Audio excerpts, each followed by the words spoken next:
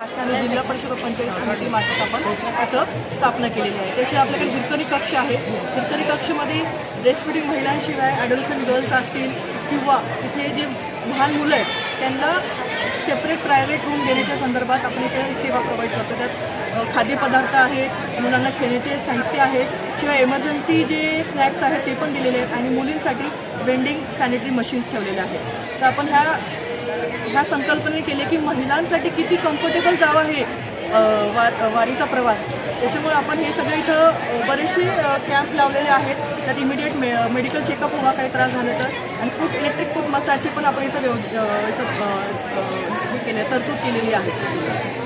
आणि आपले माननीय मुख्यमंत्री देवेंद्र फडणवीस साहेब व आपले माननीय पालकमंत्री सुनीताताई पवार यांच्या अंतर्गत आपण ही मोहीम राबवलेली आहे. आणि गेले 2 वर्षापासून आपण जर्मन हँगर शेड पण प्रोव्हाइड केलेला आहे. जिल्हा परिषद मार्फत जे बेसिक इन्फ्रास्ट्रक्चर पाहिजेत पालखीच्या निवासस्थानात, जसे की इथं बंदित गटर लाईनची सोय केलेली आहे. आणि आता हे वर्षी आम्ही कॉन्क्रीटकरण करणार आहे. आणि गेल्या 2 वर्षात आमचं असं नियोजन आहे की तर परमनंट ब्लॉक पेविंग व्हावी, जेणे की हे जो इन्फ्रास्ट्रक्चर तो कायमचा आपल्याला वापरता येईल ह्या वर्षाने. तुम्ही सगळी सेवा देत आहे, म्हणजे सेवा देत तुमचं असे काही एक संघटना का असेल, काही असं काही आहे का? मुख्यमंत्री साहेबांच्या मार्फत कक्ष चालवत आहोत महाराष्ट्र शासनाअंतर्गत. आणि जिल्हा परिषद आणि पंचायत समिती त्यांनी पूर्ण इथं नियोजन केलेलं आहे.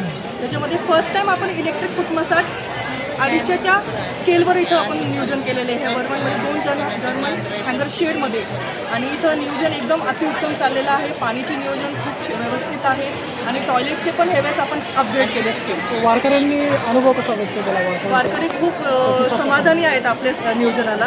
तक्रार काही आलेली नाही आतापर्यंत. आणि जरी आली असेल तर आपले प्रशासक अधिकारी सगळे इथं त्याचं निवारण मिनिटात अपग्रेड करून करतात.